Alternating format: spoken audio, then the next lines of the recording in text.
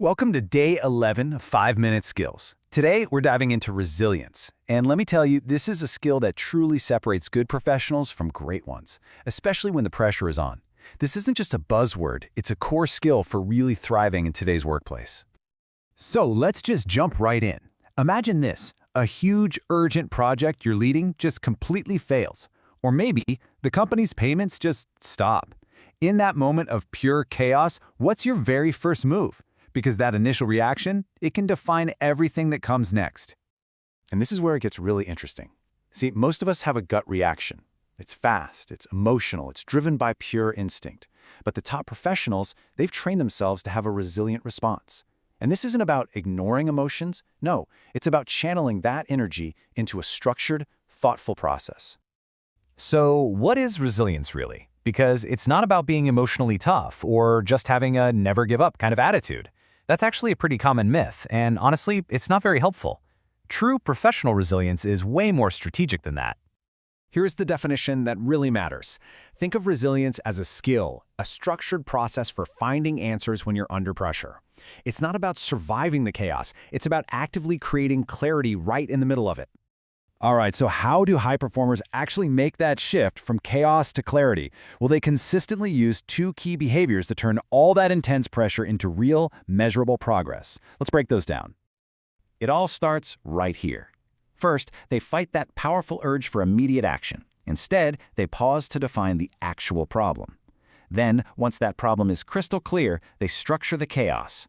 They break that huge, overwhelming issue down into smaller, more manageable pieces. You know, this quote from problem-solving expert Mark Matakis just nails it. He says the time when it's most useful to stop and ask is exactly when you assume everyone's on the same page. And that's the hardest part, right? In a crisis, your gut screams, do something. But the most powerful move is to pause and make sure you're all solving the same problem. And remember, that pause isn't wasted time. It's an investment. It stops you from solving the wrong thing, which saves a ton of time, energy, and resources down the line. And maybe most importantly, it lowers the stress for the whole team by giving everyone a clear path forward. Okay, theory is one thing, but let's see what this looks like in a real-world, high-stakes situation. We're going to look at a case study called the Carne crisis. So get this, Carne, a food company, is living a nightmare. E. coli has been found in their product. They have exactly 3 days to find the source before a massive press conference. We're not just talking about a little bad press here. The entire company's survival is literally on the line. Now, the team could have panicked. They could have started testing everything randomly, just running around in circles, but they didn't. Instead of that emotional gut reaction, they immediately applied structure to an incredibly complex problem. Find the source of the contamination. And here's how they did it. They created what's known as a logic tree. They systematically mapped out every single stage of their supply chain. They looked at the farms, the packaging facility, the distribution centers, breaking one giant problem down into distinct, testable parts. And this is the perfect example of the power of having a structure. This methodical approach meant there were no gaps in their investigation and no wasted effort.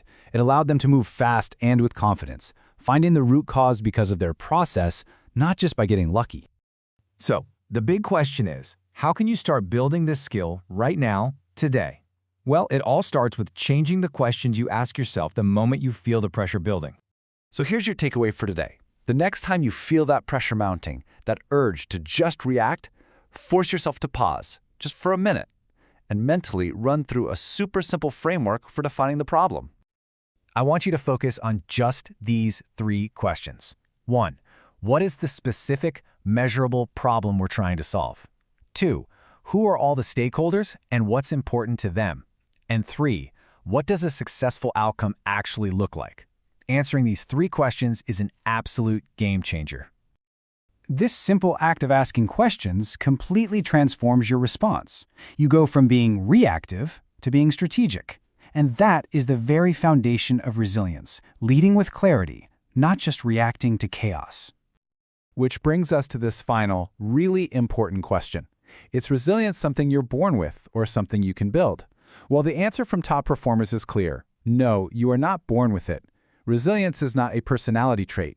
It is the direct result of structured thinking, a practical skill that anyone, and I mean anyone, can learn, practice and master.